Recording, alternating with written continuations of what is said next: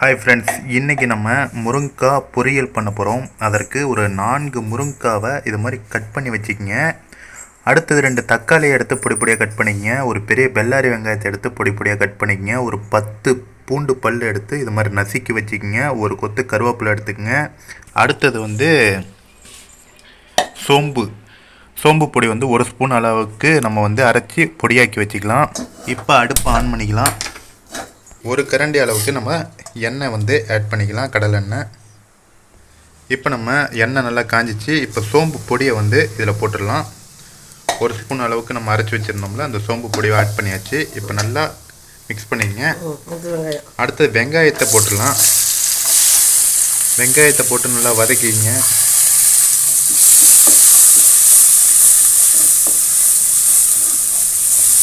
இப்போ செம்ம வாசனையாக இருக்குது, சோம்பு வெங்காய வாசனை. அடுத்த பூண்டு ஆட் பண்ணிடலாம். பூண்டையே ஆட் பண்ணிட்டோம். கொஞ்சம் வதவட்டும்.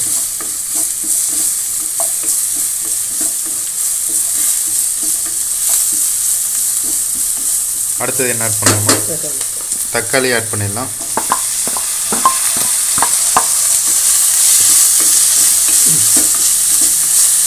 தக்காளியை நல்லா உதவுது. நெக்ஸ்ட்டு நம்ம கருவேப்பிலையை ஆட் பண்ணிடலாம்.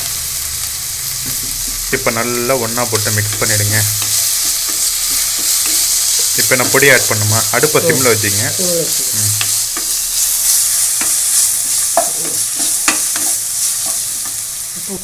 உப்பு தேவையான அளவு நீங்கள் எவ்வளோ போடுறீங்களோ அதுக்கேற்ற மாதிரி போட்டுக்குங்க. கல் உப்பு போட்டுக்குங்க. நல்லா மிக்ஸ் பண்ணிக்கோங்க.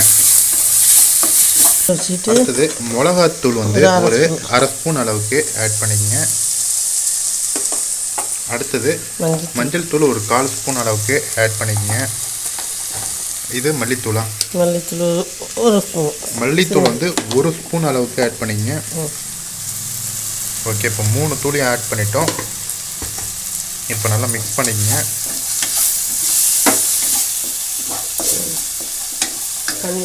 லைட்டாக தண்ணி நம்ம ஆட் பண்ணிக்கலாம்.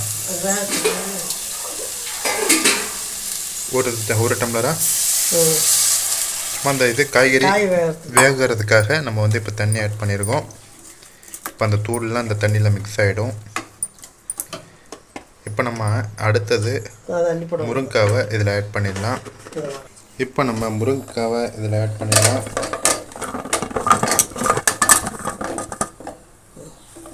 முருங்கைக்காவை ஆட் பண்ணிட்டோம். இப்போ நல்லா வேகட்டும். இப்போ ஒரு கொதி வந்த உடனே மேலே நம்ம தட்டு போட்டோன்னா அதுக்கப்புறம் ஒரு 5 நிமிஷம் 10 நிமிஷம் வெந்ததுன்னா நம்மளுக்கு முருங்கைக்காய் பொரியல், சூப்பரான முருங்கைக்காய் பொரியல் ஒரு 5 நிமிஷத்தில் ரெடி ஆகிடும். பாருங்கள், முருங்கைக்காய் நல்லா கொதி வந்துட்டுருக்கு பாருங்கள். இப்போ பச்சை பச்சைன்னு சூப்பராக இருக்குது. உப்பு நம்ம டேஸ்ட் பண்ணி பார்த்தோம், உப்பும் கரெக்டாக இருக்குது. இப்போ நல்லா கொதிச்சிட்ருக்கிறப்ப மேலே நம்ம ஒரு தட்டு போட்டு மூடினோன்னா நமக்கு பொரியல் ஒரு 10 நிமிஷத்தில் வெந்துடும். அதுக்கப்புறம் நம்ம சாப்பாட்டுக்கு தொட்டுட்டு சாப்பிட்லாம். தட்டு போட்டு மூடியாச்சு.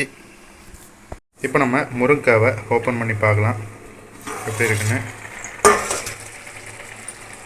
பாருங்கள், இப்போ நல்லா சுண்டிகிட்ருக்கு. இன்னும் ஒரு 5 நிமிஷம் ஆகும் முருங்கைக்காய் நல்லா சுண்டுறதுக்கு. இது வரைக்கும் 5 நிமிஷம் ஆயிருக்கு. இப்போ நல்லா கிண்டி விட்டுட்டு மறுபடியும் நம்ம தட்டை போட்டு மூடிடலாம்.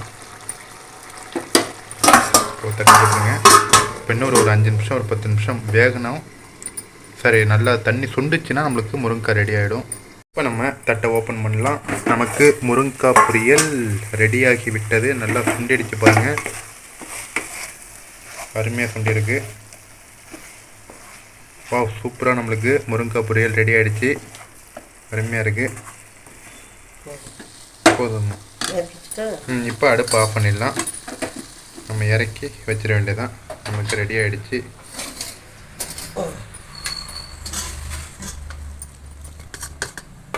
சூப்பரான முருங்கைக்காய் பொரியல் நமக்கு ரெடி ஆகிவிட்டு சாதத்தில் போட்டு சாப்பிடுவோம் எப்படி இருக்குன்னு.